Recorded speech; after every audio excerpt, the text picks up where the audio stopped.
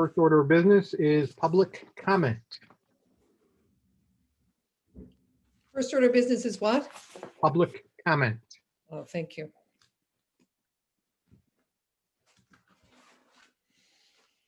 Seeing no hands, we will move on to paper streets.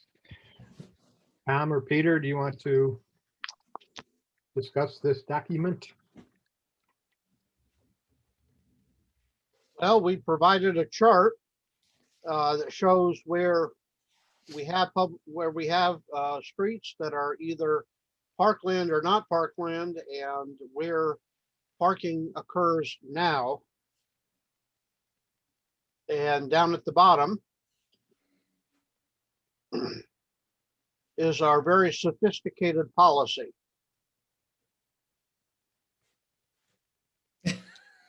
Right. So basically, it's kind of like a grandfathering process, but to encourage no further encroachment upon existing parklands for further parking. Kind of statement. Yes, Yeah. except that the board can change this. Grandfathering refers to a property right, Right. that someone has. He who has the gold makes the rule, Right. and the municipality has special rules, and therefore use of public land, be it parkland or otherwise, is not technically grandfathered, but Yeah. we all I know. probably used the imprecise word, but yeah, I understand what you're saying. I have a question on, just because I live by it, so I know it, the 4th Street North, which has been a continuously used street. It's, my understanding is it's not really a paper street, it's a street. Does it make a difference? Is it semantics? It's listed here as parkland. It's true that it's not used for parking because it's a through street. Well, it's not a through street, but it's a street that leads to 3 houses. We A looked, dead end. we looked at it as a street, Paul. We said that it's used every day. It's used by Yeah. 3 people every day, so it's a street. So should it be on this chart? It's listed here as a, or are these not, I assume these were, it says it's parkland, so I didn't know if that's accurate. Well, it touches the Wesley think- Park I Circle, which is parkland. But if it's used for driving on now, I think it's the intent that that not be changed.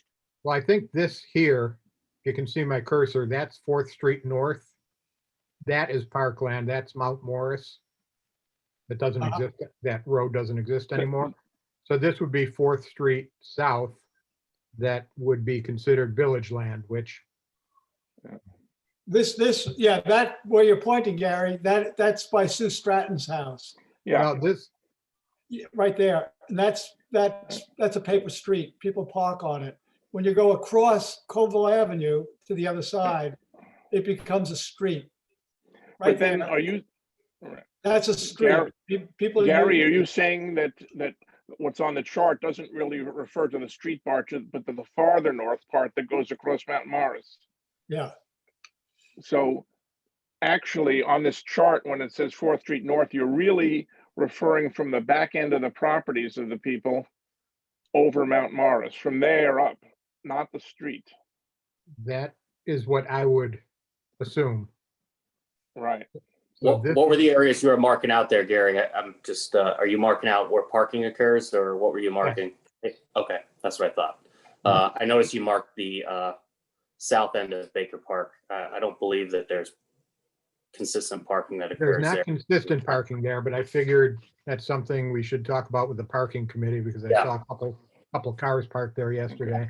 I think And there- what we looked at on 4th Street Yeah. is that on the other side of Colville, between Colville and the park, that's a street. It's not a paper Right. street. It's a very regular street.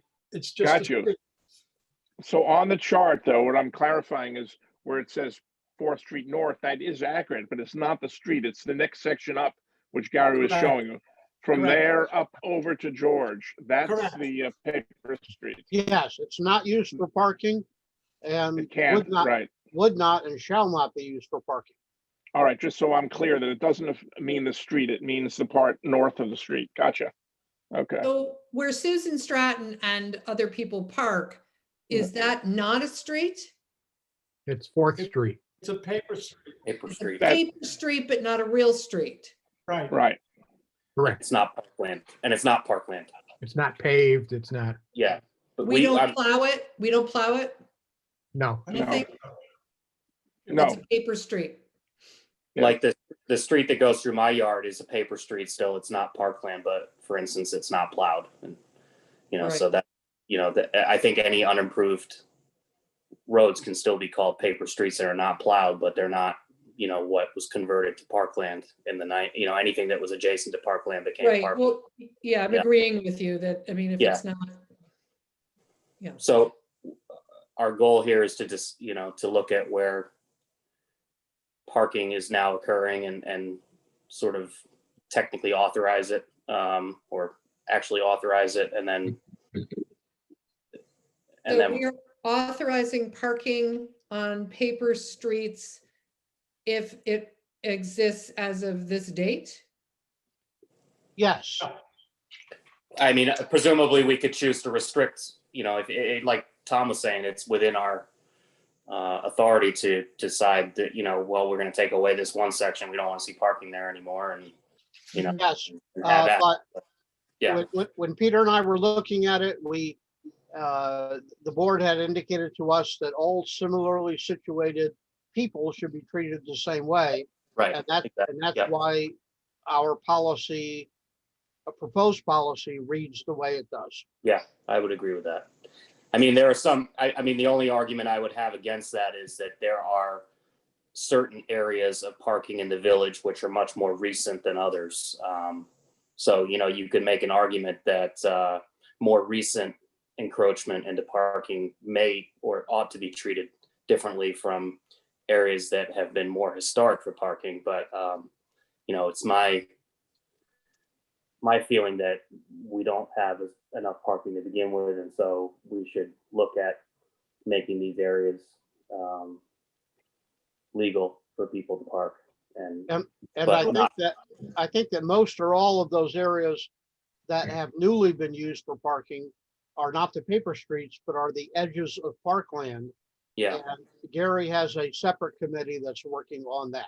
okay, Matt has a separate committee. yes. Watch your mouth What- there, Dana. What separate, the separate committee's working on which facets of this? The parking committee. The parking committee is working on, because I remember we were talking last time about there's parkland where there's parking, there's parkland where there isn't parking, there's, paper streets. We had a number of categories. Yeah. So the parking committee is going to address, parking on parkland. That is not. Edges of parkland. parking on parkland.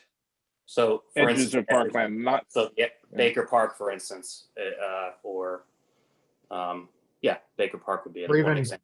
Prospect Park. I mean, Yeah. I was walking along there this morning and it was paved not that long ago.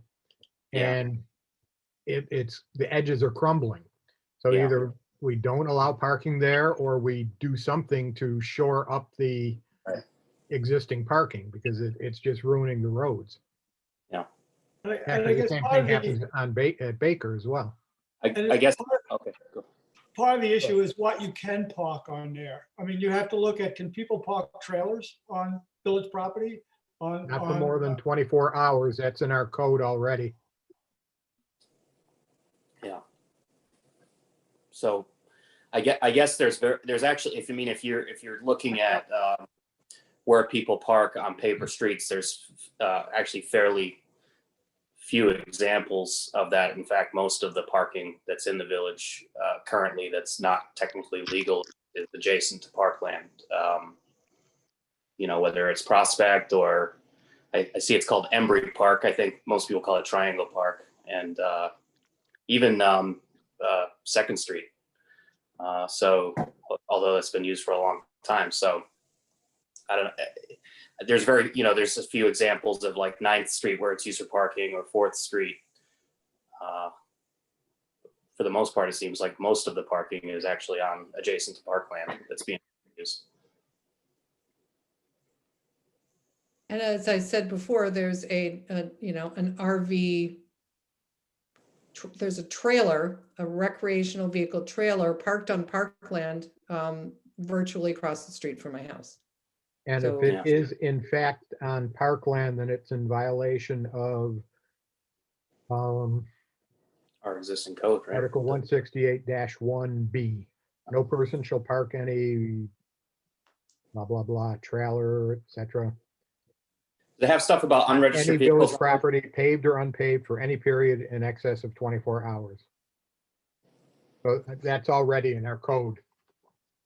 And even if it weren't, as a landowner, the village has the right to simply say, passenger vehicles are allowed, trailers are or not allowed, RVs are or not, or are not allowed Mhm. wherever we want. I just recommend that we have that in writing so that we are not accused of not being consistent or of favoritism. Mhm.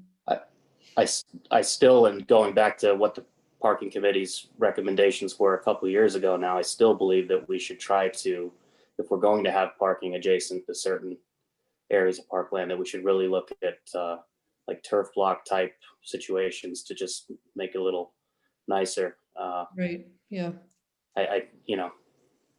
And really with like, I mean, I live in front of Baker Park, so it's an obvious example for me, but it's, the area of parking is becoming deeper and deeper and deeper by the year. So there has to be some way to sort of delineate where the parking occurs. And I know it's difficult with the plows and everything, but we've got to come up with some sort of solution.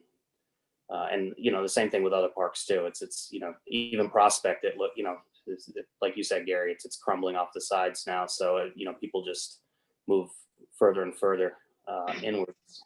So I think that's one thing we got to definitely look at too. And we did that with the other, the former parking committee, that there was some, we came up with some ideas along Second, and Mhm. there were some, we ought to.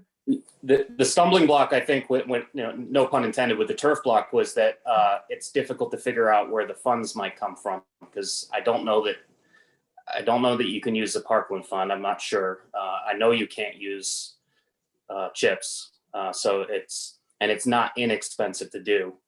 Mhm. So it's a case of where do we get the money from to do it, because it's not as cheap as pushing out some asphalt. So I think that was the kind of the stumbling block beforehand. But I'd like to really try to, maybe starting on Second Street, which is the obvious example of where it's really the road is really messed up, to try to maybe do some sort of pilot and see how it works, and then take it from there, and then maybe just phase it in over a number of years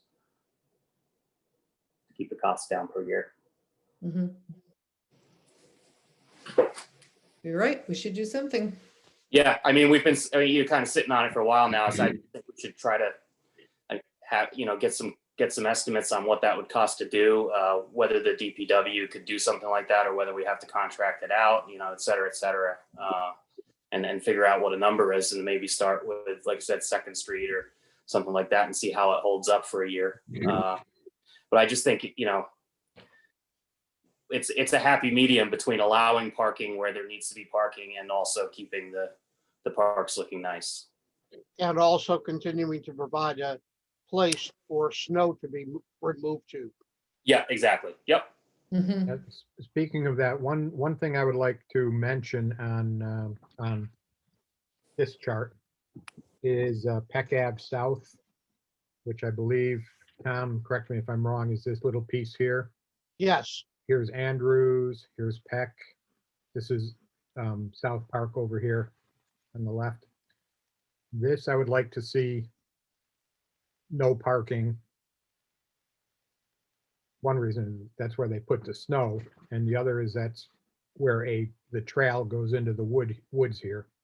And I don't want to see trailers and trucks and stuff parked Yeah. there. Mhm. I would agree, Gary, because the land right next door is owned by the same person. Right, right But here. it's a little wet. He needs a little fill, but rather than put fill there, he parks on. Which you could easily just put some fill in and park there. And Actually, plus he just did the side of his house. Right. And where he's parking right next to his house. Plus they have a driveway right here too. Yeah. He was given a warning by Bob. I don't know if he's been back to, No, he Well, hasn't. There's It's nobody. been full of snow since then, so. oh, true. No, I know that Bob handed it right to him or the wife and said if you I had any issue, if you had any issues with it, to call me. They've not called. I would just like to see the X moved into the not used for parking category on this. Is that year round or just when snow needs to be pushed? Year round. I would say year round, I would agree with that. because I know Florence O'Brien didn't park there and Katie didn't park there. And so going back quite a few years, it was never used for parking. I live there and that has been used for parking ever since I moved to the village. Not with, well, I walk my dog there every day for 20 years, and I'm saying that Florence O'Brien didn't use it for parking when she lived there. Maybe if there were some rentals in between, they did. And when Katie lived there, she didn't park there. She parked in the driveway where she kept her dog equipment in the garage. Anyway, that is Would my it make it, recollection. I don't know, I don't recall, I'm trying to visualize it, how much in the way somebody parked would be. Would that be a candidate for something like, if it's an entrance to a trail, people might are using, whether you might want to put like a 2-hour parking limit or something down there. So somebody could drive down there, park and go on the trail, but you couldn't let people parking there all day, kind of thing. I think that in effect would do what you want. The There's basketball court's close enough that, I mean, it's another 50 yards away to get to the basketball court parking. Yeah, so, there's plenty of parking down there. yeah, I don't think it's a situation where, People- and it's not a big trail anyway. It's a couple hundred yards into Griffin's Ridge, so it's not like somebody's going to be there hiking it all day. I don't know if there's something we could do to kind of beautify that entrance to the trail or something like that, which would mean putting some boulders down or something as a entrance to the trail and discouraging parking that way too. Just an idea. Well, that's what they do, push snow there, so boulders would. Okay, yeah, all right, good point. Electric fencing.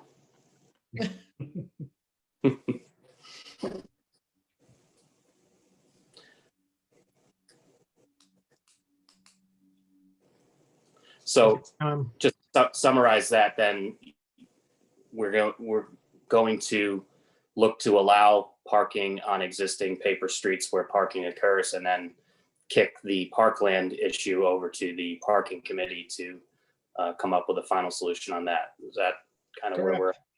Okay. But are we, Couple of things I would like. Go ahead, Paul.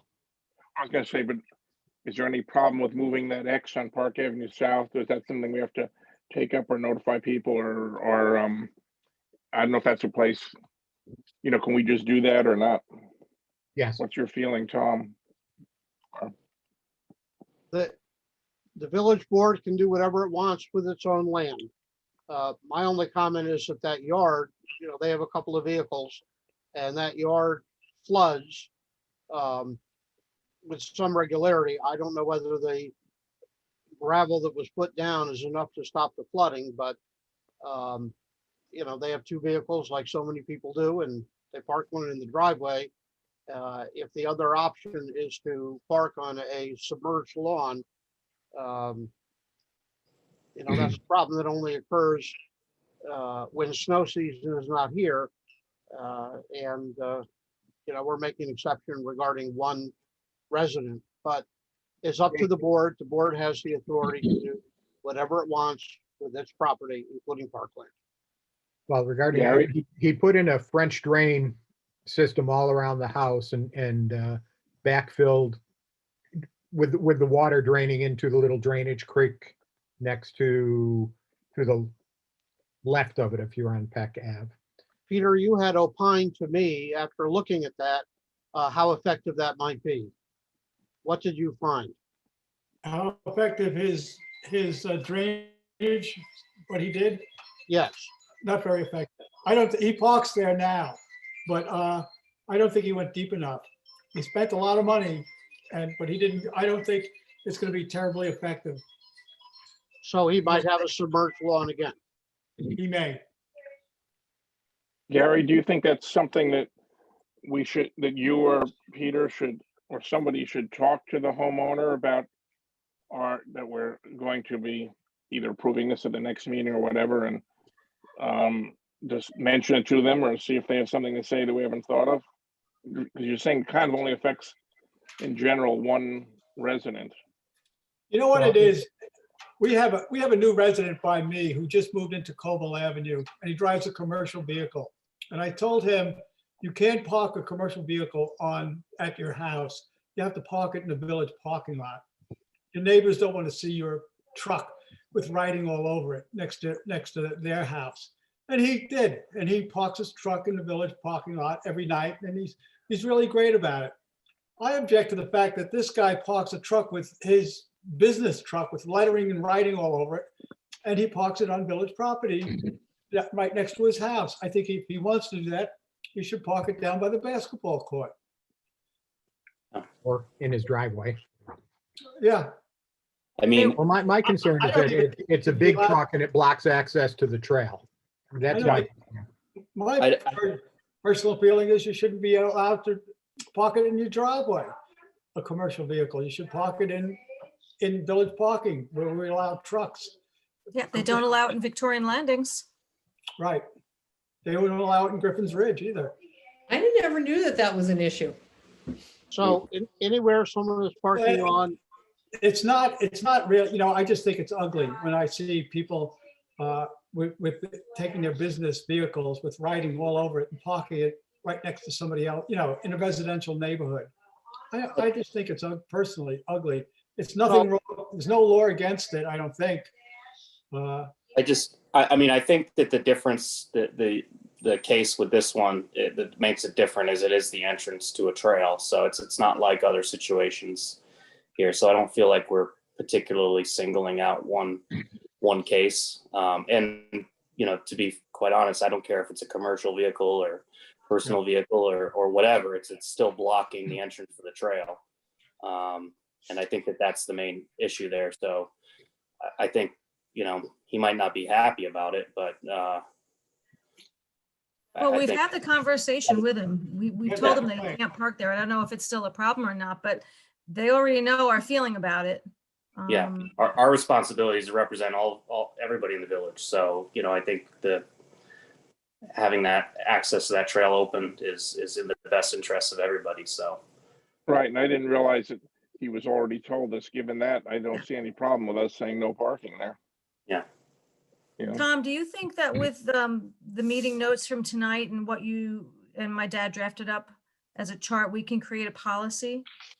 Can we take it to the next level? I present a policy at the next meeting and then just, if there's any language to fine tune, we fine tune it, but the turn this into policy, something. the policy is set forth in a single sentence at the bottom of that chart.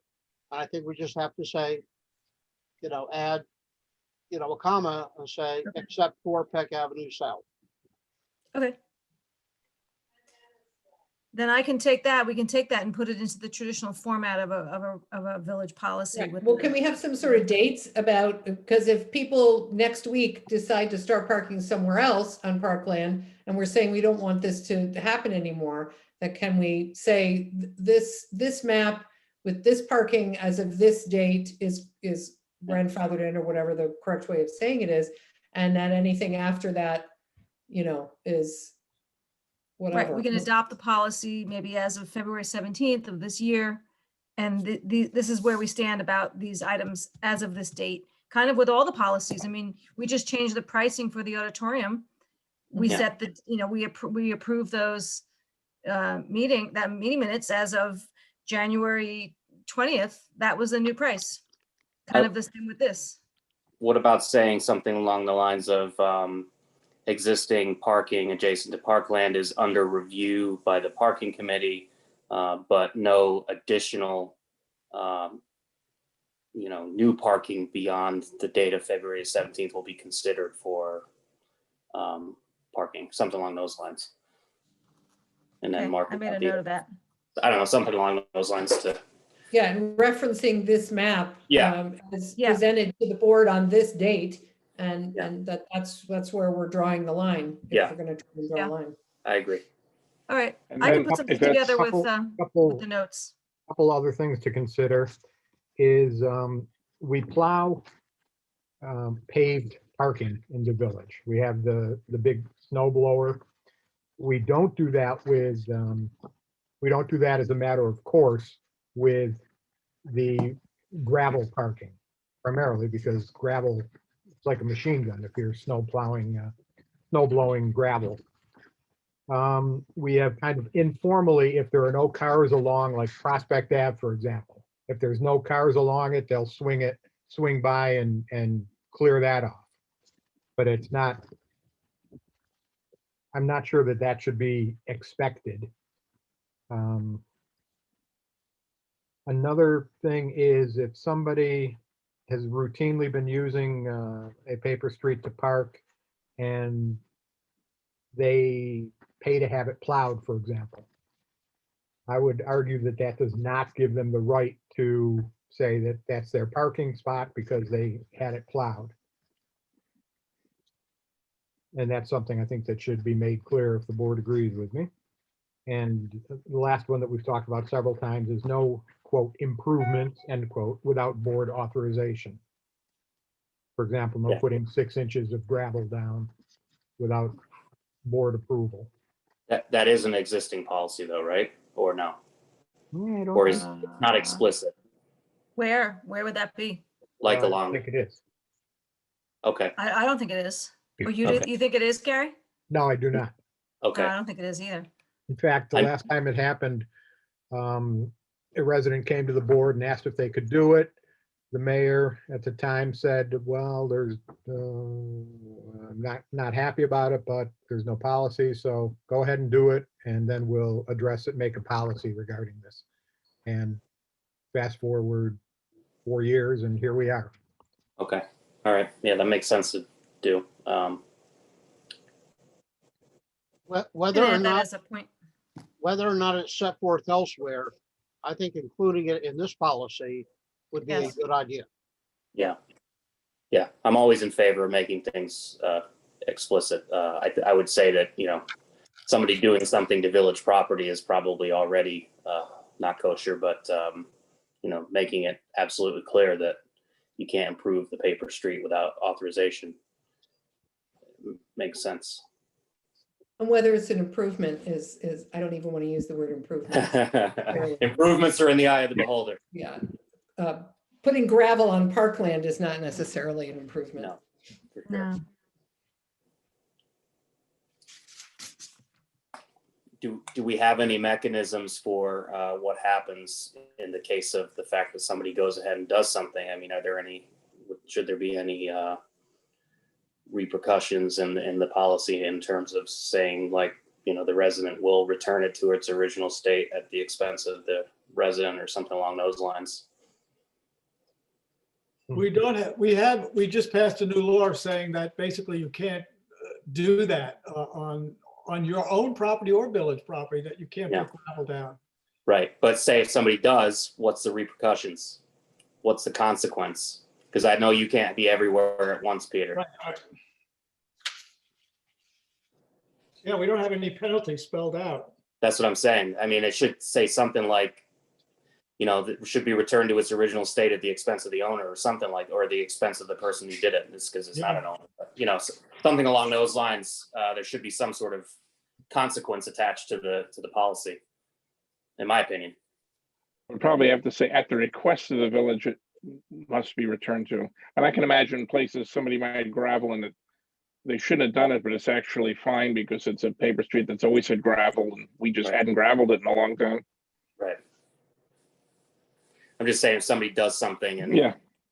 Yeah, we should just, at the request of the village, it must be returned to the, Yeah. because somebody could put gravel down when there is no gravel and we don't want gravel. Yeah. Or the wrong kind. Yeah.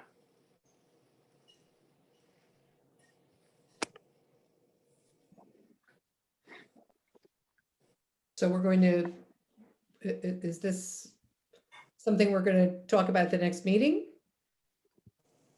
You know what, I don't know if this is on the agenda, the letter that goes out to the residents on the new law that you passed last month.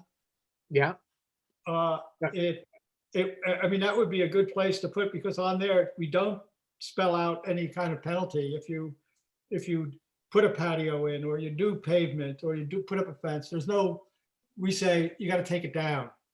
I mean, that would be, but we don't spell that out. There's no penalty. So I think, and I looked at the letter and thought, well, it's up to we have the owner or the builder to contact the village. It's really the owner's responsibility. I very rarely do I get a contractor saying, do I need a building permit? And if I do, the owner should, if they don't get a building permit, it's always up to the owner. If the fine goes to the owner, not to the contractor. So I think we should eliminate, I don't know if you have that in front of you, but it says that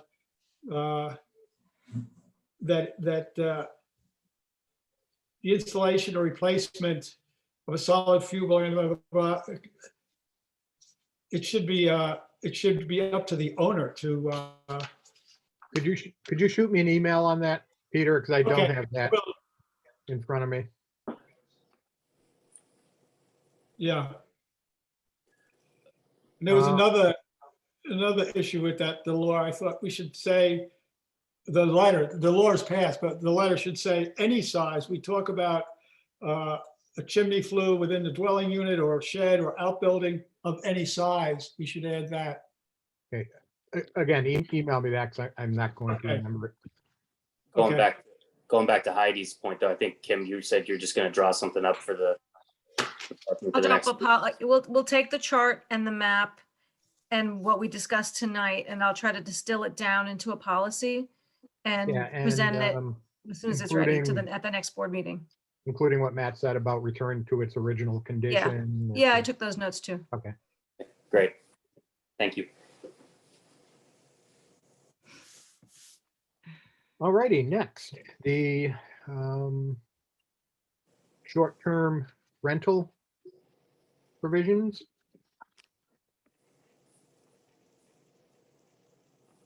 I had a couple of, I sent around a couple observations. Did anybody else want to start? No, we can talk about your thoughts, Gary. Okay, on page 1, number 1, bed and breakfast definition. Mhm. This may be a goofy one, but I was thinking change tenants to guests. Now, we've gotten rid of guest completely from this document. We talked a lot about who are at all of these places and how to make the most comprehensive. So you kept it for consistency? Yes, Okay, and it is defined. When we started to define guest, that got a little complicated, but we have defined tenant, FUC, as a person renting a dwelling unit or furnished room, and a person in a boarding house. A guest in a boarding house is renting a furnished room. okay. And under number 2, building.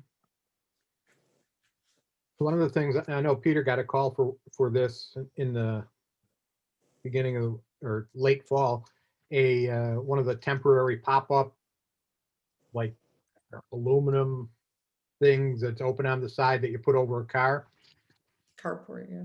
carport. Is it envisioned that that is covered? Included in this? Because it sound under the definition. It Well, would it doesn't be, need any roof structure. I don't know that it's got a roof. yeah, that has a roof, And right? pop-up tents do for that matter, so. Right. was the intent to include temporary shelters like that?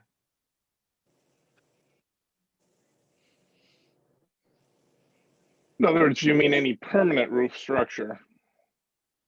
Well, it doesn't Under say building. permanent. It says any Right. roof structure. No, I know. I mean, that's, I think what Gary's asking, is the intention for it to be permanent structures that are put in like, or what if somebody sets up a tent? Right. Well, what we For the tried winter. to do was use as few words as possible to cover as many situations as Yeah. possible, to be succinct. And if someone was to say, well, it was a temporary structure, I think we could go back to saying, does it have a roof? Because this is any roofed structure. It does not specify whether it's temporary or permanent. Mhm. Are you saying, Gary, that you don't think we should be covering temporary structures, and so we should limit this to permanent? I'm just bringing it up. I just wanted to know if it was intended to include temporary pop-up tents and temporary shelters, or if it wasn't. So what was the issue with the temporary structure before? You remember, Peter? No, I think it was the neighbors thought it was too close to the road and it was ugly. So it was a semi-permanent structure. Yeah, They were, because- they were going to leave it up for, they weren't just going to put it up for the day or the weekend. They were going to put it up for a while, Yes. Yeah. At least for the winter, I think. right? Well, for me, that is a roofed structure. What do you have to say, Tom? Anything? Okay, you're muted. You're You're on muted. mute. Tom. Still muted, Tom. There I you go. can't see a reason to limit this to permanent structures, and I don't think we're going to have any issue with tenants being housed in tents or Carport. carports. right. We've moved a long way since the Methodist era. True. Yurts, maybe yurts are coming to the village. There you go. Under 3, under C and D, C has a dwelling 2-family. It mentions a detached building. Now detached, does that mean physically detached? Because a lot of several duplexes in the village they share a wall. Am I just not understanding what detached means in this context? You're looking at C, 2-family dwelling. Yeah. That means the 2 dwellings are a building detached from other buildings.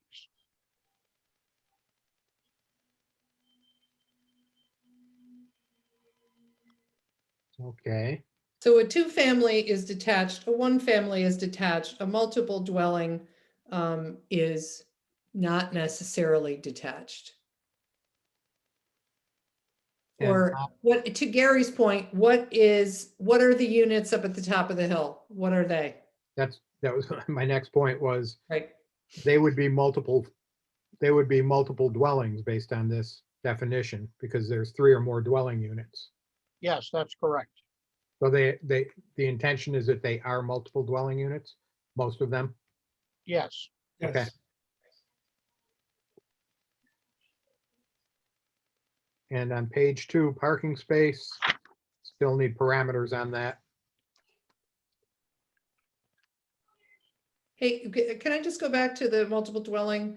Would it be better, Tom, to say may also be referred to as an apartment building? Because we would not call the things at the top of the hill an apartment building, because they're not, they're townhomes. But do we want to just, if you want to say apartment building falls under multiple dwellings, should we say may also be referred to? Does that open it up enough? Can I just bring something up about apartment buildings? Somebody's interested in buying the inn in the village and making it into an apartment building. if you read our building code, the village code, apartment buildings are not allowed in Round Lake. Trailers and apartment buildings are not allowed. So he asked me, what should he do? And I said, well, you can't have you can't have a non-conforming use because the use you want to conform to is not allowed. So I don't know how, right now, apartment buildings are not allowed in Round Lake. I didn't know that. Yeah. I didn't either. It's 180-20. Use is not permitted in any district. Apartment houses, multifamily dwellings. Okay, trailers. but I think we should still not be afraid to define it, even though we don't allow it. And Heidi, your point is good. I would change this to at the where it says more dwelling units, change that period to a comma, get rid of also referred to as, and substitute the word including. So it would read containing 3 or more dwelling units, comma, including apartment buildings. I mean, there are examples of multi-dwelling units in the village already. So Mhm. whether they're allowed or not, there are multi-dwelling units. Also, if somebody wants to buy you're talking about the inn down at the Coval in Burlington. And if someone wants to buy that and put some apartments in it instead of all the rooms that are there now, that seems just at the top of my head like it could be a really positive change to the building. Isn't there some method of which something like that can be approved? Or Well, you know? yes, there are 2 methods. One is a variance, the other is a planned development district. Keep in mind, they want to convert that into an 18-unit apartment building. 18. Oh, I didn't. That's No. They- I that's thought you the- meant like 5 or 6 units. Right, that would be very nice, but 18-unit apartment, Yeah. I don't know how they would do it, but he said that's the drop dead number. It has to be 18 to make it work. Oh, that's what you're talking about for the 18. I got you. No, but if anyone comes along and wants to do 6 apartments or Oh, something, that'd be fabulous. encourage them. We'll figure out a way. I think a lot of people have discussed that. Right. Yeah. It's just a matter of funds. I think Yeah. he's asking $1 million for the building. If there's, what did we say there was? 15 rooms in there now? They're 22. 22, 22, and he wants to make 18 apartments? right, I don't know. how 18 that- studio apartments. So that's six studio apartments a floor? Wow. Be for like college students or something. I have Really? no idea. You know, the issue is parking. He has to have, I Yeah. said, you're gonna need to have 18 parking spots. You have 12 parking spots. He said, I'll just pave the whole front lawn. Nice.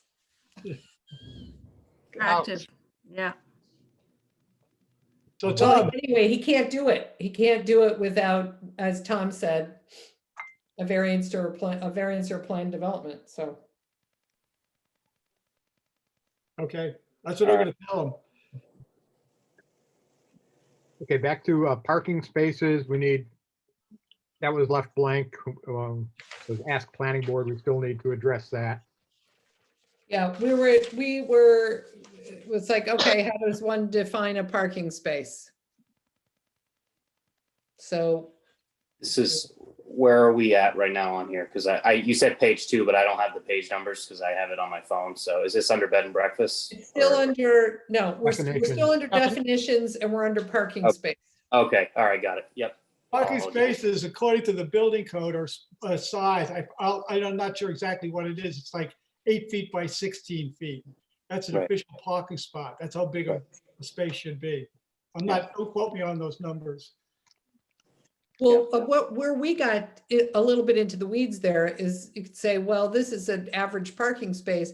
But when we say that people with short-term rentals or any other, business proposition, that they have to have adequate parking, what does that mean? Does that just mean, that amount of space, or is it space on either side of it? Or, how do we define that? The planning board probably looks at it, right? I would assume, and sees whether it's adequate. Is it your decision, Peter? Your Yeah, we board's would look decision? at it. We would decide where are they parking? Are they parking on the street? Is there room on the street? Are you allowed to park on the street? Do they have parking spaces on their property? Under Yeah. the bed and breakfast, they had to provide 2 off-street parking spots, I think. Yeah, I Right. think that was So- with the B&B with Bob Sweet. He had to provide off-street parking when he made a B&B. My So he point is, carved a little spot. it's not specific in the law, and it leaves it open to sort of the planning board's discretion as to what is considered adequate parking. Is that kind of fair to say? Well, the permits are given by the ZBA under Okay, this proposal. Yeah. And I guess we want the planning board to take a look at this definition. Yeah. And give us assistance. Okay. Is that'll happen? Yeah, well, yeah, we will investigate. For example, do you need 1 parking spot per room or something, or per? I will say this is that a lot of, this is more commercial related, but some of the parking spot requirements have gotten crazy, and you end up having these massive asphalt lots, and similar to, what that guy says, well, I'll just pave the whole yard. Right. So I think there should be some discretion, and not go overboard with what necessarily is quote unquote adequate parking, because That's why we did not include, X feet by Y feet. right. Okay. It's just my 2 cents on that. So we're giving this definition and the later discussion of adequate parking, we're handing that to the planning board and seeing what they have to say about those areas? Yes, Okay. Okay, under the definition for short-term rental.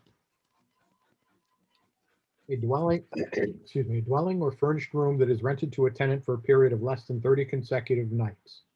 A building in which short-term rentals are offered and in which the owner does not reside at least blank full months during the year is a hotel as defined as herein. So the issue of how many months of the year is before us.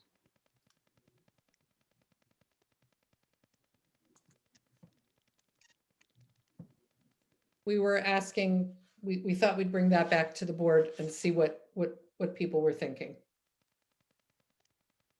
We tossed that around for a while. residency is important because a resident will want to keep his or her own property up to a certain standard. And if it's simply a commercial operation, all they care about is the revenue. So it seemed quite important that the short-term rentals be properties in which the owner resides much of the time. And how much we left up to the Board of Trustees as a policy matter. My thought is, just off the top of my head, is something like 8 months, because that allows someone to disappear for the 4 months of winter. Yeah, I would Be the agree. most likely. You Or- could go or- 7, that's a majority over 6. 7 or 8. 9 might be a little short. I think you want to let them be gone November, December, January, February, or something like that. I will It also could be say, any fall. I will also say that if we, I agree, 8 kind of seems like the right number, but I would also say that anything over 6 months is going to preclude what we're trying to discourage, which is full-time commercial Airbnb type enterprises. I mean, nobody that wants to run a year-round Airbnb is going to want to stay there even for 6 months. So I think Right. anything over the 6 months number is probably going to be good enough to accomplish what we want to Right. accomplish. I feel like 8 is probably the number that we'd be looking at, but I think anything, I think if we allowed for a majority of the year, I think it would. I agree. Cut out. So I agree with that, and I'd even be fine with 7, thinking that that's a Yeah. majority. yeah, I was going to say my And I was thinking first was 8, my minimum would probably be 7 for me, but I'm open to discussion. Yeah.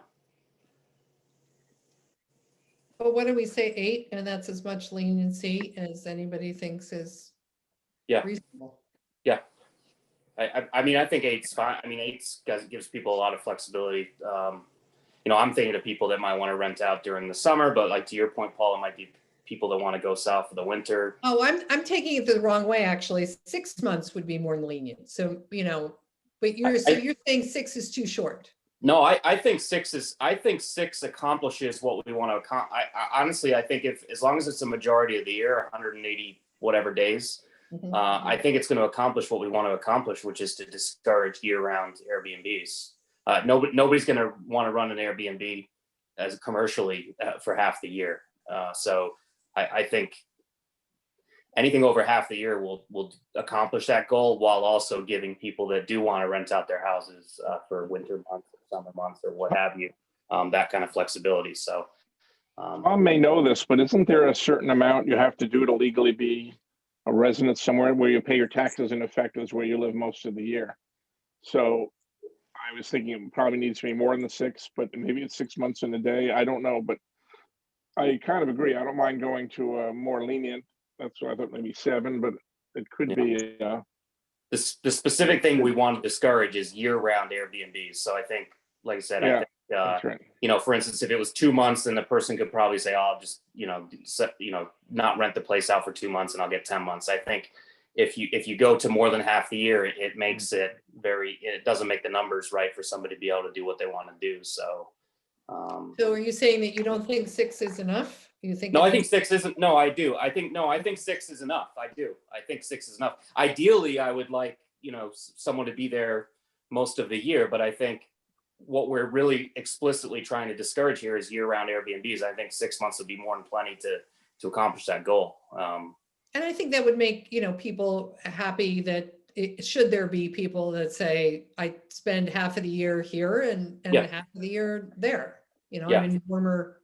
So If you got a condo down in South Florida and you want to rent out your home for X amount of the year, I don't think that's what we're not really trying to discourage that. We're trying to discourage people setting up essentially businesses in the village that operate year round as Airbnbs. I think that's what we're trying to do. Right. Can I raise an issue?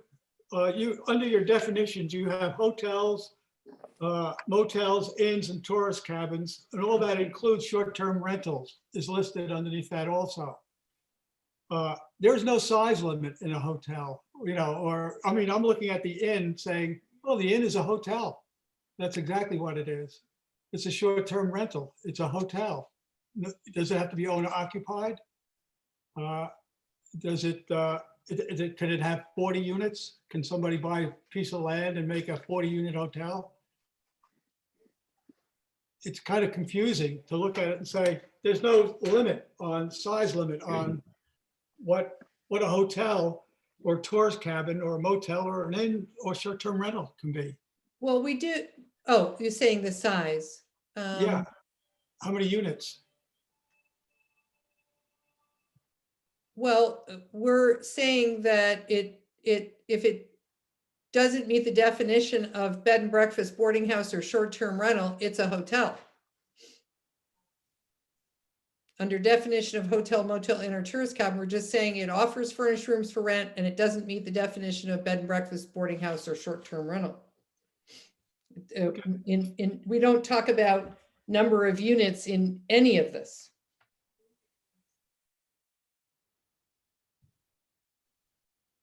Again, trying to cover as many things as possible. I don't know why you'd have to say it's a hotel if it's over 10. I don't know what that buys us. So can I take us back before we get to this issue? Gary, did you find a consensus on the number of months?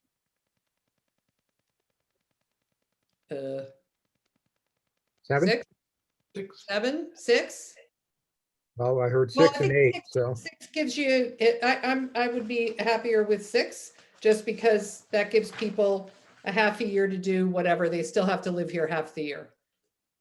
live in it. I'm okay with that also. Okay. I'm okay with it if others like that.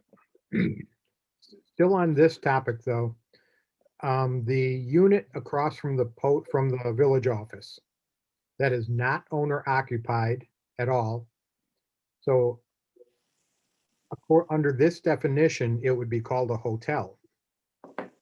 No, I think under this definition, it would be not permitted. Period. Correct. And there would be the 18-month phase out period. Yeah, exactly. But- Yep. But until then, it would be a hotel. But do I understand I should write in 6 at least for this iteration of the draft? Yes. Okay. Look, something I don't fully understand. Okay, the place across from the village hall would not be, I understand why it's not short-term rental. And it would fall under hotel motel. Can anybody, do we have rules that we're not allowing hotels, motels, inns, or tourist cabin? No, What's the stop? I mean, what stops that owner from just saying, oh, it's not a short-term rental, it's a hotel?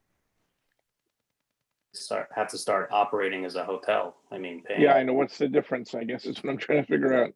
Is it more than just a semantic thing? Well, then it becomes a Commercial business. commercial enterprise, right? I mean, and that's not permitted, and I don't think. That's what I, Within the He village. is an Airbnb. He's listed. That house is listed. It's called the Gingerbread House. You can look it No, up. yeah, but I'm it's okay. so right now, no short-term rentals are technically allowed within the village. What we're trying to do is allow some types of short-term rentals while excluding others. And you know, if they decided they wanted to call themselves a hotel, then in my opinion, that would be a commercial business, which is also not allowed. So, and I don't know whether that's the case or not, but that's my feeling. We would define them as a short-term rental that's not permitted, is what I that's the way I would consider it. Yeah, I think that's what we're saying is this is what a short-term rental looks like. Yeah, and this is the type, and these are the types of conditions on which that will be allowed. Otherwise, it's not allowed. right, which means it's either a not allowed short-term rental or it's a hotel motel, and that's also not allowed. correct. Gotcha. Yeah, now I'm clarified. Thank you. That makes sense.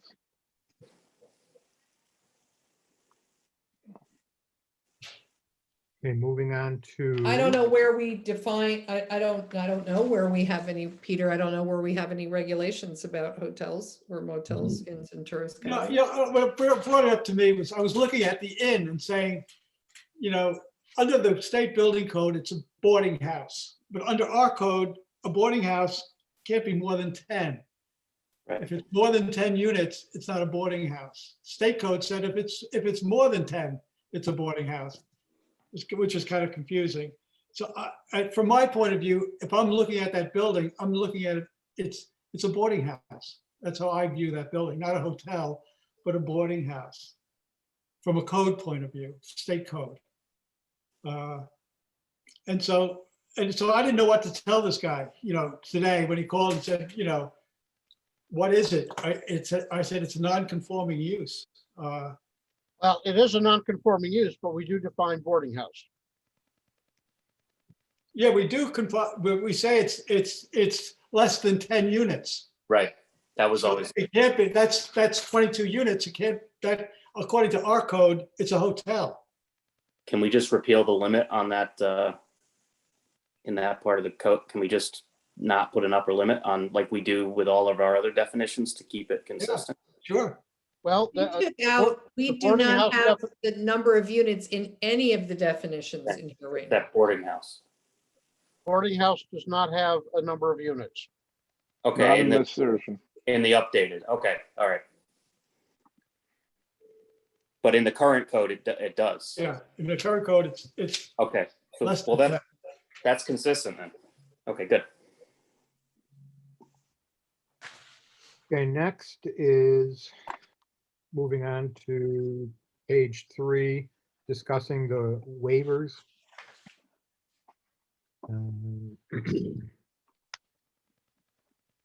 and the 18-month phase out. If you can't meet, if you're non-conforming it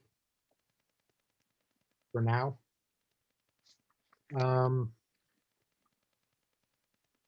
What are the requirements to provide? Where are you, Gary? I'm on Yeah, top of page 3. But one It's under short- 80-9B, 180 dash.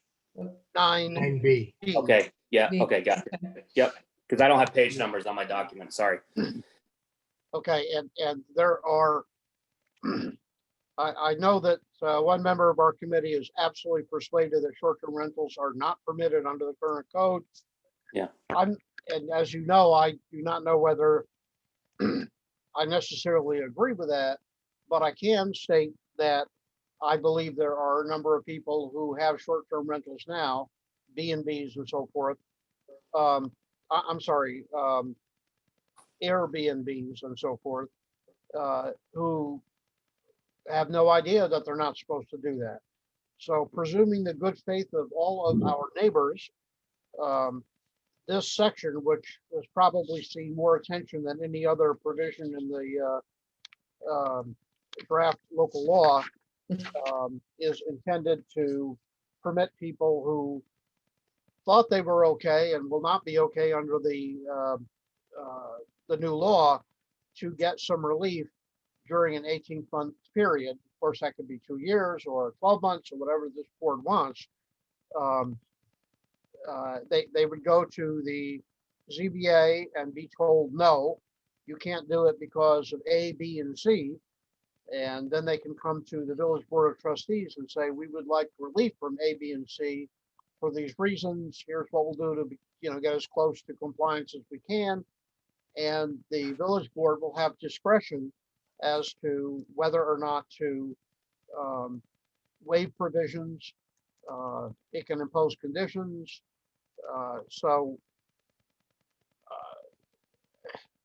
I don't think that we will get caught with our pants down, because we'll be able to take a look at what is being proposed and decide whether or not it is fair to them and fair to the residents of the village. But can I just add that according to the current code, which was modified in 1997 and it says bed and breakfast. Nowhere in there does it say the owner has to live in the house in our code, that the bed and breakfast provides that, that has to have, you have to ask the neighbors within 200 feet, has to have off-street parking, provide guests with a bathroom, separate apart that of residents. But if the resident doesn't live there, meet all New York State Health Department regulations, carry liability insurance, and have a 2-year special permit. Nowhere does it say that the owner has to live there. Why don't we just add Airbnb to that? Well, that's kind of a definition of a bed and breakfast, though, isn't it? Yeah, Maybe we should make it more explicit. just add Airbnb. And I think we have, What, Tom? and I think we have in these amendments made it more explicit. And I think the reason it was left out before is that's what as you said, that's what a bed and breakfast is the owners are there, they rent out rooms and they provide breakfast.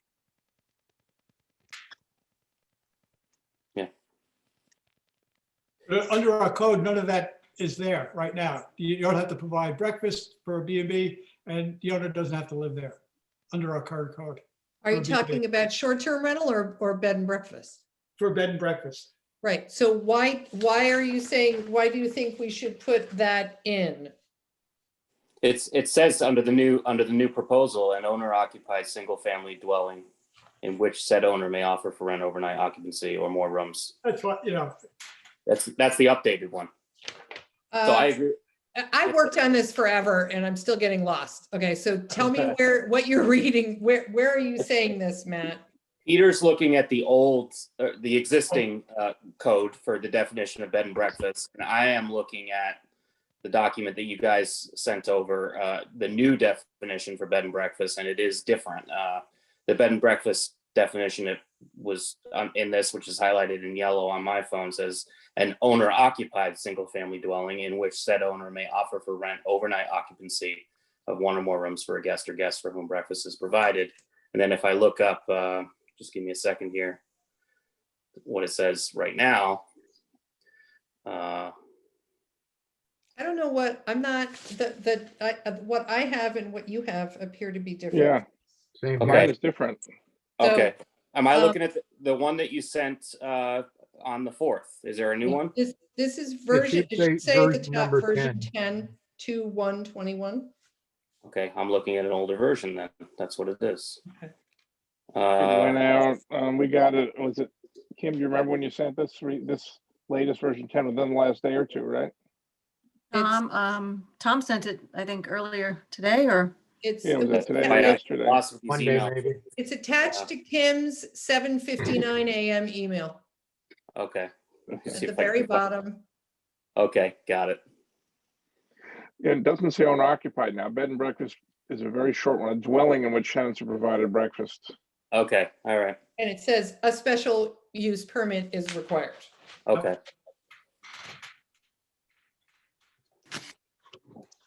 Okay, back to the 18-month period. Yes. A fairly long provision. What does the board think?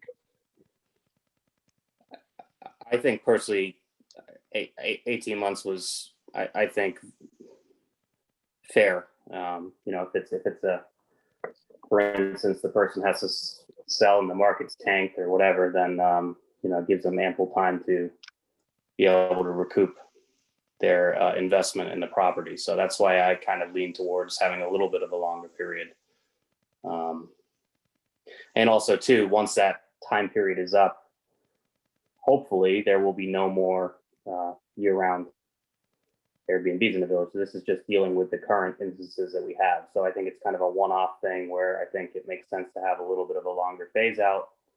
That's my thought. This is 18 months from when the law is passed, not from when we. Right. So therefore, you know, the way things around the village, by the time we get this passed and time people learn about it, we get, you know, a few months can pass very quickly.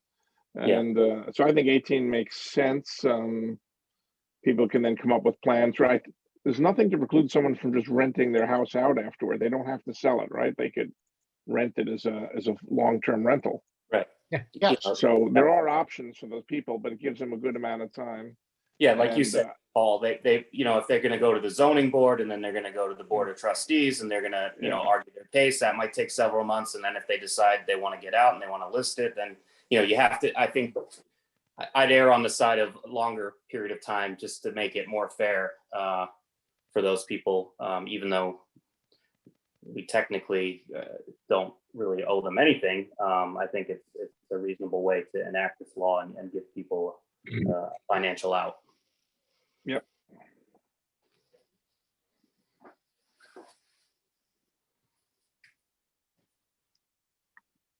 Okay. The bottom of page 3 under, I'm glad I'm on the right version now, by the way. Yeah. It was I all so matching up too. confused. under bed and breakfast and short-term rentals, A3. This is applying for a permit. In addition to the requirement for all special use permits, an applicant must demonstrate and commit that A1, 2, and under 3, the grant of a special permit will not adversely affect the neighborhood. What sort of proof would somebody offer that it will not adversely affect the neighborhood? What would be acceptable proof for that?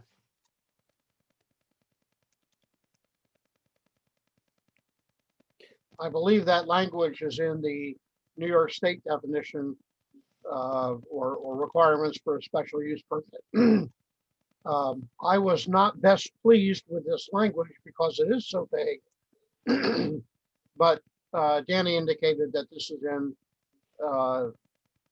state law and that's why it's here.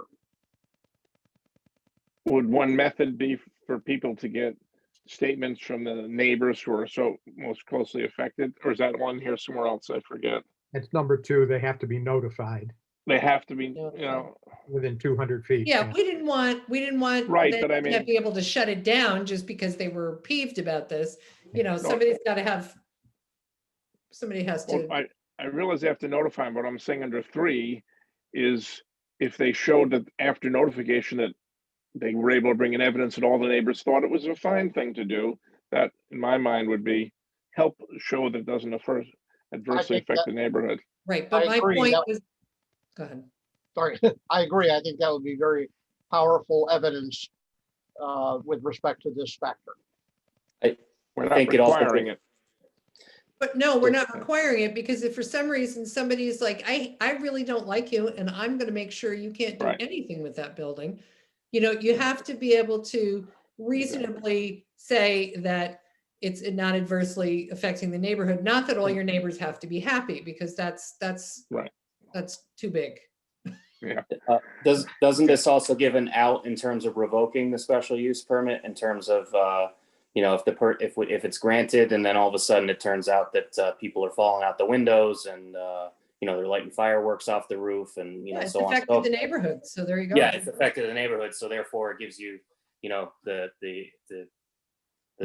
leverage to revoke that permit also, I would assume, or at least not renew it going forward. Right.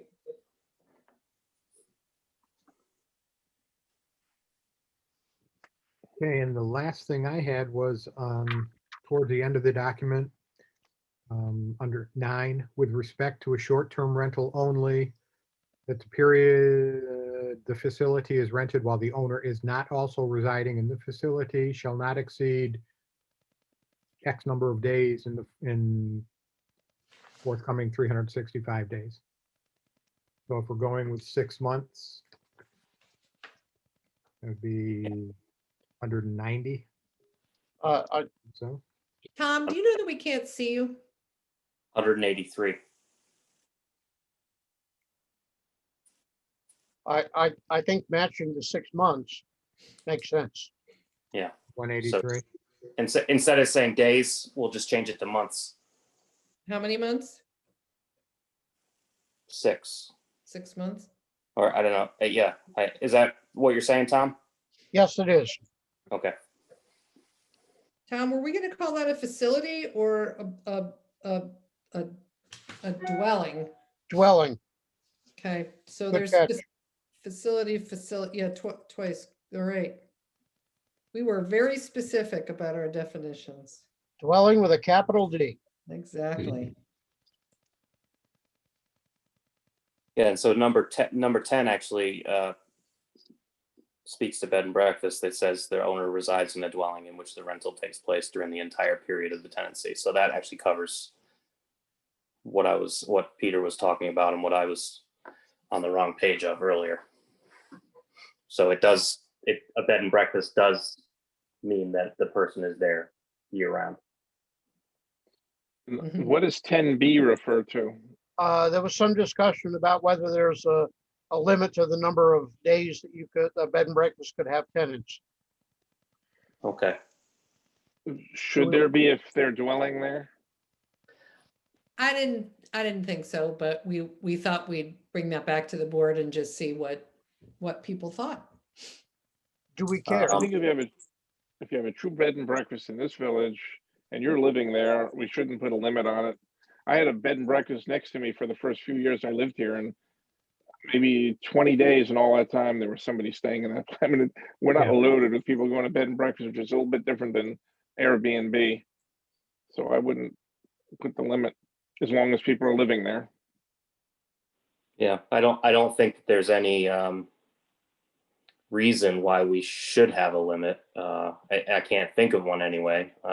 Why having a limit would be beneficial, other than potentially having a bed and breakfast kind of blend into a long-term rental.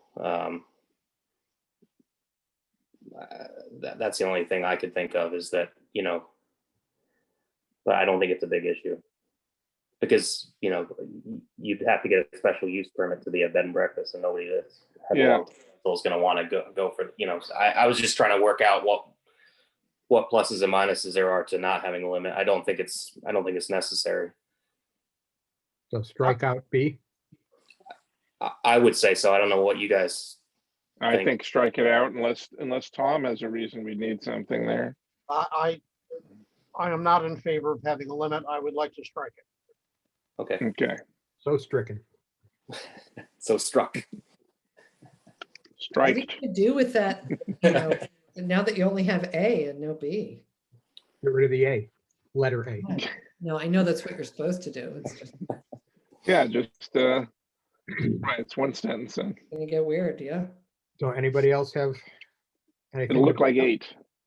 Do we have any language that says that it could be revoked? I'm just looking, I says, especially as permit issued on this article should be effective for 2 years. Is there any language under which it can be revoked? I'm just trying to browse it There again. isn't any. If we want to put that in, we could, but there isn't any right now. Okay, I mean, Is just, is there language under the permit? that's what I'm saying. I'm just trying to look through it one more time because it's a Oh. lot of.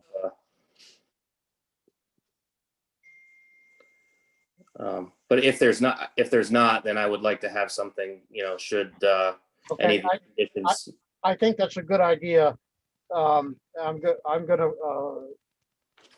craft some language with Heidi and Dan that it may be revoked for cause upon notice and an opportunity to be heard. Yeah. Okay, good.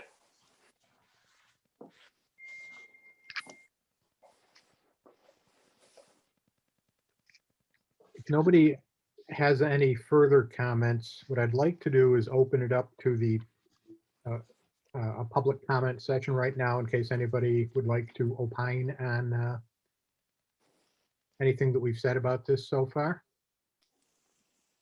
So anybody in the audience out there, if you have anything you would like to say about this, now is the time. Yeah, I can say, so Hi, can Jake. you hear me? Yeah. Yeah, so my wife and I, Crystal and I, we moved into the village about 2 years ago, and we respect and appreciate what you guys are trying to do. We're people who fall under the resident and also Airbnb. And so we've been listening in and trying to understand, some of the concerns and then also some of the regulations. And my only feedback at this point is that thanks for doing what you're doing. And, seems like a lot of work has gone into it. And as people who are, residents of the village, we appreciate, what you're trying to get at. And also that you're giving some leniency for people like ourselves who, see this as a way to get some additional income when we're not, living in the house. So we appreciate that. So that's all. Thank you, Jake. Doing our best to be fair about this,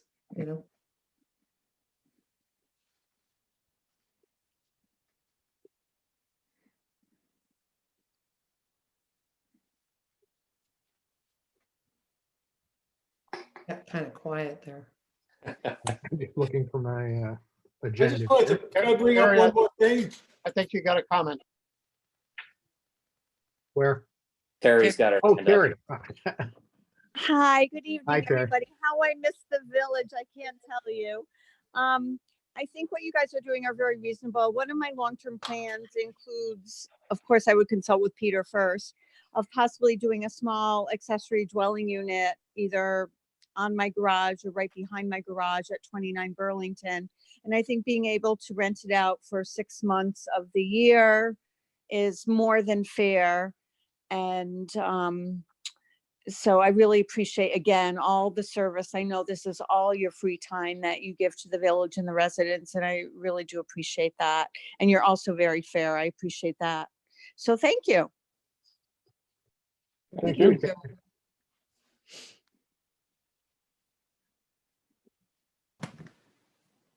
Nobody has anything else to say about the Airbnb or I'd just like to let the board know that the planning board has been looking at a project from Lansing on the 33 acres.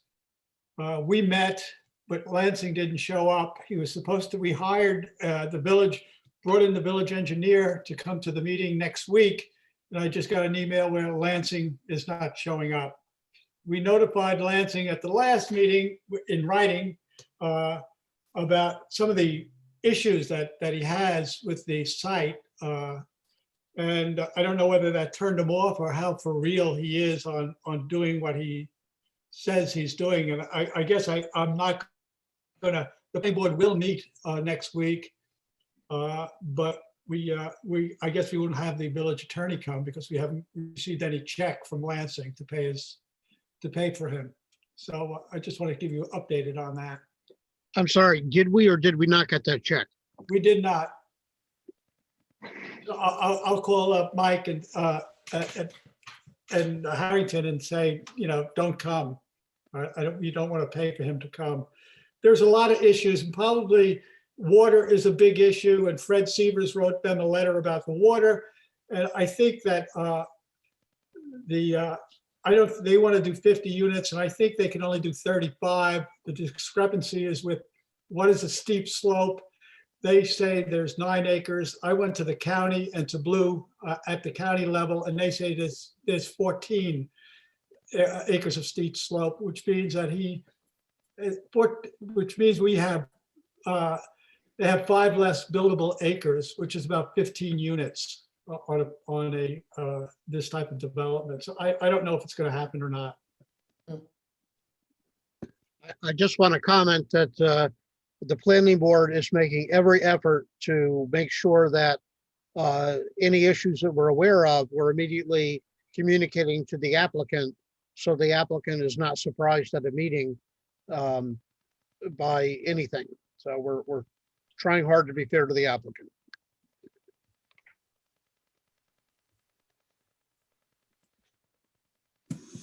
Okay, next on the agenda is the auditorium contracts.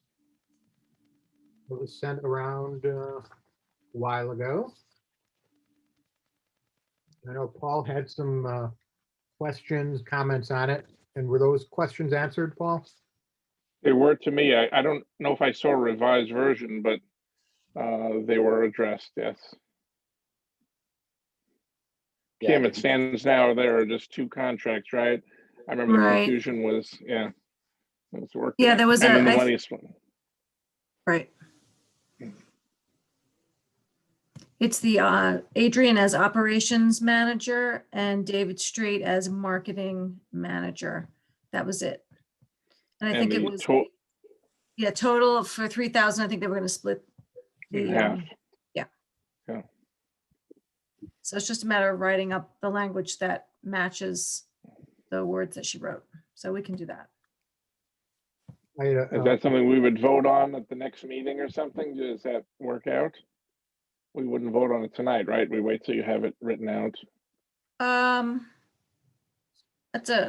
think we probably could actually, Well, I'd rather have a clean copy. okay. Agree. It's only 2 weeks to the next meeting, so. That's Yeah. what I was Right, yeah, we thinking. could have it ready for in the 17th. And then Tom should be here too, hopefully. Tom Bergen. Is this is this a roughly 50-50 division of work here? I guess. I guess, I mean, they both agreed that was fair as far as what they wanted to be called and what they were going to do and how much they were going to be paid, so. Okay. I don't think. And what was the Adrian's main, what was the thrust behind this? Was it just Adrian needed to It have was- another It's helper? kind or- of, yeah, to have a helper, and I think it was, they're 2 very separate tasks to be done. And I think that she preferred to bring in the folks and the bands and stuff and the accounts, the contracts, and then he would do the social media.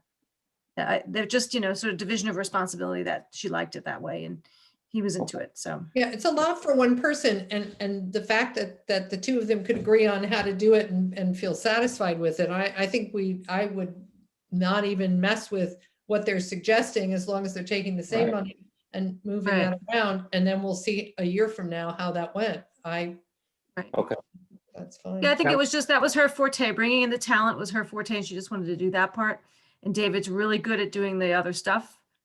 So that's what they decided between themselves. I can have it drafted up into a contract. And I think what we'll do is we'll do Dan's contract at the same time. Dan Pascal will bring 3. I'll have 3 ready. There's no rules about us having to offer that up to anybody or anything like that. We can just decide Offer Dan? what up? the role of Dan's operating. role? No, whatever Oh. David's doing. I mean, is that? I just almost had a stroke. No there. one wants to do this job for $1,500. I'm Oh just my saying, God. I'm Moved asking. away, and I was scared to death she was going to leave the job as well. I know, both, all of them. Please, Yeah, no. just Okay. don't offer it. I'm just checking to make sure we're kosher. Everybody, when people say, I don't know if I want to do this anymore, that's when I get freaked out. There was a lot of time and all of them are doing this as a labor of love, as far as I'm concerned. Yes. I do have one point on both contracts. Says this agreement may be canceled by either party upon written notice without cause. To be put I think it's in the contract, yeah. Right, but it should say with 30 days notice or something. As opposed to, oh, I'm done. I'm out of here. Ah, no okay. notice. Okay, we'll add that 30 days notice. That's a good idea. And payment, should we clarify how it's paid in installments, half and half? I know we ran into that before. And we I'm had going to to look finagle. at the contract that we have for Adrian Yeah. for last year, because I think we spelled it out in that. So maybe I can Yeah, add her language to what 2019. we have. Yeah. You know what I mean? And work it out with Jessica too, you know, how We it fits in with had, our calendar year. last year, we had payment distributed in 3 increments. Right. Roughly a third, one upon approval of contract, one on the June 1st, and the balance on November 1st. And it said in the event of termination of the agreement by either party, payment will be prorated on a daily basis. That's what it said about. And we also set it up that the first payment would happen, it would happen in 2 different fiscal years, so that we had to catch up to be able to do it that way. And I think that we are still set with Yeah, I remember that. I think you just, Lined it up, I think. yeah, I remember that. That's what I was Yeah, thinking the of. We could work it contract- out with Jessica. Yeah, it was April Right. 4th through November 1st. And we also had the language in there before, which I think has always been there, that this agreement may be canceled by either party upon written notice without cause, was what has been in there for the last few years. So if we want to change that, we should just flag that for her. Heidi, do you think what I should do is just take the contract that we have had in the past with Adrian and just make sure that, well, we change that last bit that you just said, Mhm. and just add Adrian's, the division of tasks, make two separate contracts, or one contract where we mention both people? What do you think? I don't know. I think we should, this is the first time it's been divided. So Yeah, I mean, know. yeah, we could say it both ways. We Me could, too. we could say and have them both sign the same thing, or we could have each of them, it might be easier to understand for people in the future. And even the people involved right now, if both are in the same one, so that everybody knows what the other one is doing. Wouldn't that create a problem if somebody wants to terminate one of the two and not the other? Shouldn't they have their own contracts? Or theoretically, if somebody says, hey, this wasn't what I expected, they're out. Yeah, I guess if Then- they're on the same contract, that would be tricky. It's probably 2 separate. Yeah, Well, Tom might be able to address that, but but seems maybe to they me- could, I just want everyone to know what everybody is doing. And maybe it's clear with 2 contracts, but I just want to make sure. Staple them together. Yeah, I don't remember, but in the contract is one of them overseeing it? Like, does one person sort of report to the other? Is there a level of, is somebody in charge on these 2 contracts, basically, of the 2 people? Would that be Adrian? And is it stated? I don't know. I don't remember. I mean, should that be? Yep, operations director will oversee operations of the auditorium, subject to direction from the village board. That's in there. Okay, good. I didn't have it in front of me. Yep. Okay. You're the boss, Paul. Yeah, we're the bosses. I think, I think they could be split into two contracts without too much difficulty, Yeah, what I'm looking at. I could do that. That's not hard. And then they need to make sure that they have an update. Did we approve, we approved the auditorium policy last time, right? Yeah. So just to make sure that they have an updated policy. Good night.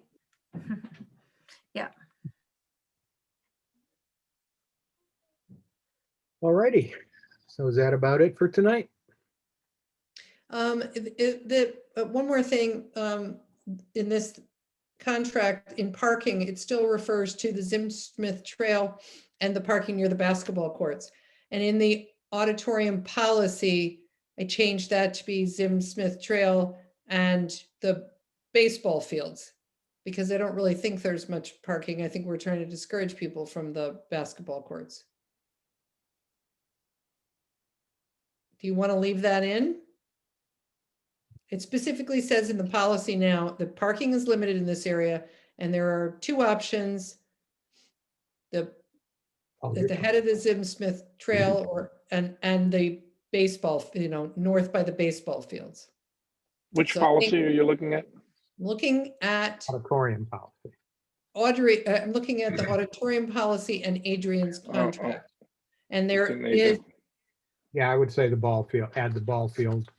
you know what, are we just not putting any of this? Is that all out? I'm getting tired. Kim, is this all out, the rental policy? That's not part of this anymore? It When I look at her Dropbox document, Yeah, it includes the right. auditorium policy, which has changed. that must be an old document for her. I'm gonna have Oh, to that supply could her be. with a new document. Okay, No, she doesn't have an updated one. She didn't, I don't think she knew that we were doing that.